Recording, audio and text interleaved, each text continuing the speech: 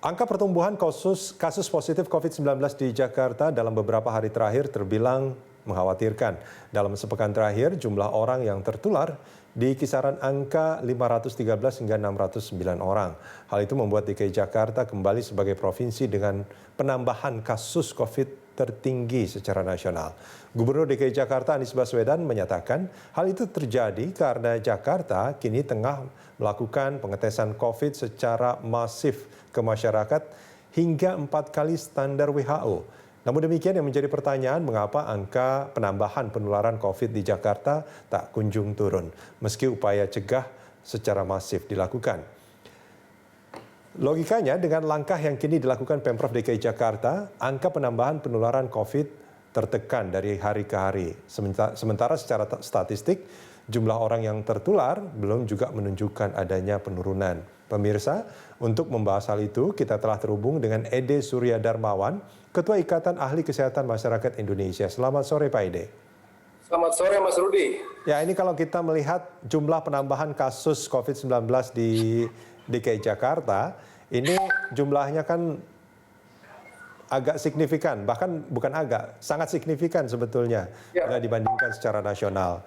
Nah ini di satu sisi Pemprov DKI Jakarta mengatakan bahwa ini adalah sebuah keberhasilan karena ini adalah sesuatu yang bagus karena tes yang dilakukan ini secara masif dilakukan di DKI Jakarta. Tapi di sisi lain, apakah ada hal lain sebetulnya yang menjadi pertimbangan bahwa tes ini hanya untuk mengidentifikasi awal, tapi ini tidak akan membuat kebijakan-kebijakan ke depannya itu akan lebih preventif untuk penularan COVID-19 di Jakarta, atau bagaimana melihatnya? Jadi memang tiga-tiganya mesti dilihat Mas Rudi. Yang pertama adalah memang preventionnya ya. Nah kan keberhasilan itu kalau dari prevention adalah ketika tidak ada lagi kasus baru kan gitu. Itu satu ya. Yang kedua adalah dalam konteks detection itu adalah ketika kita mampu menemukan kasus. Nah dua hal ini harus dihubungkan.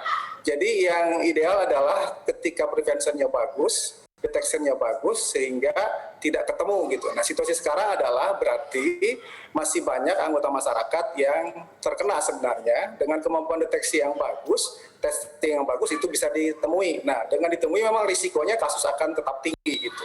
Nah harapannya memang adalah dari berapa proporsi yang positif dari yang dites, ya misalnya yang dites katakanlah 1.000 orang, kalau yang positifnya itu misalnya di bawah 5%, itu akan sangat bagus. Tapi kalau masih di atas 5%, berarti kasus masih tinggi.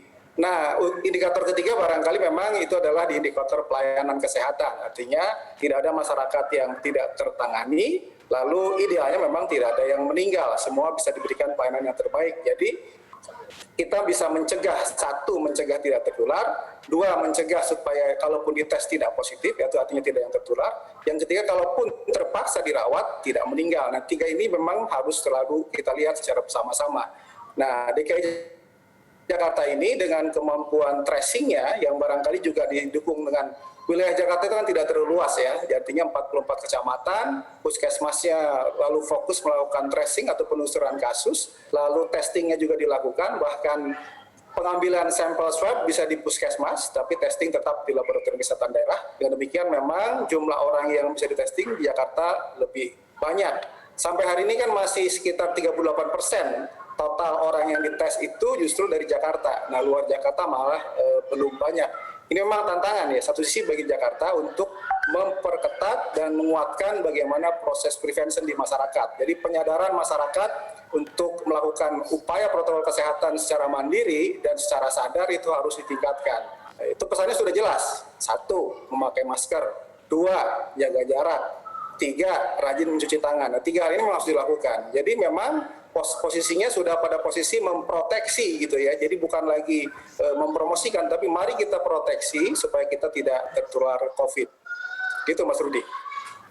Ya, Pak Ede, ini kalau kita melihat sebetulnya apa yang di DKI Jakarta, ini ketika tes secara masif dilakukan, memang persentase akan ditemukan akan lebih banyak sehingga memudahkan proses tracing misalkan.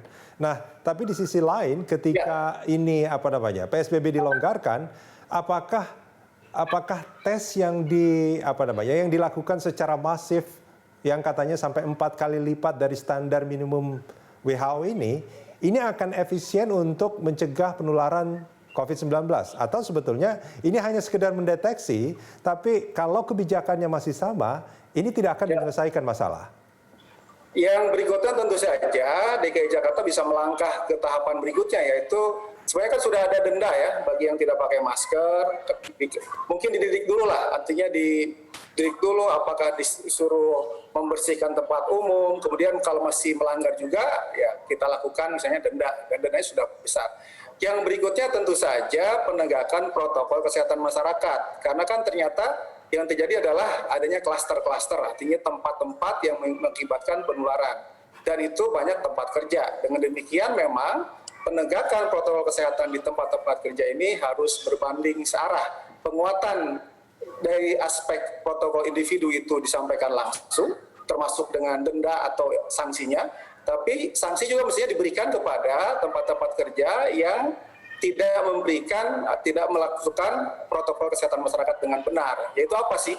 Yang pertama adalah memberikan pengumuman bahwa orang yang masuk ke situ harus dalam keadaan sehat, kemudian mereka harus cuci tangan, tentu saja menyiapkan cuci tangannya, lalu menggunakan masker. Yang tidak pakai masker mestinya tidak dibolehkan masuk. Apakah itu ke pasar, ke tempat kerja, apapun ya. Dengan demikian, itu akan mengurangi proses terjadinya penularan. Mengingat 85% sampai 86% orang yang terkena COVID itu masih tanpa gejala, yang barangkali kalaupun dites itu masih pada posisi probable atau suspek yang barangkali gejalanya tidak terlihat. Dengan demikian orang merasa bahwa dirinya sehat, tapi pada potensi menularkan kepada orang lain. Oke, Pak Ede, koreksi kalau saya salah. Sebetulnya penerapan protokol kesehatan dengan menjaga jarak, memakai masker, atau mungkin orang pada menggunakan face shield, itu tidak menghilangkan risiko, tapi hanya mengurangi. Mengurangi risiko. Jadi kalau dua-duanya misalnya memakai masker dan jaga jarak, itu bisa 0% ketika 2 meter. Persoalannya kan maskernya misalnya tidak standar kan gitu ya. Kemudian jarak juga tidak dilakukan dengan baik. Jarak kita kan idealnya memang 6 feet ya. 6 feet itu sekitar... Pak Ede, maaf saya potong. Artinya boleh nggak kalau saya katakan, artinya pengawasan masyarakat untuk berdisiplin melakukan protokol kesehatan, ini sampai saat ini masih, boleh saya katakan lemah, sehingga kasus-kasus positif di Jakarta sampai saat ini bukannya menurun, malah justru agak meningkat gitu. Nah ini yang harus diperhatikan. Jadi ada dua ya, kalau memang itu di tempat-tempat kerja yang sering terjadi, berarti penegakan protokol kesmas di tempat kerja itu harus diperkuat. Ya, jadi di situ barangkali lemahnya.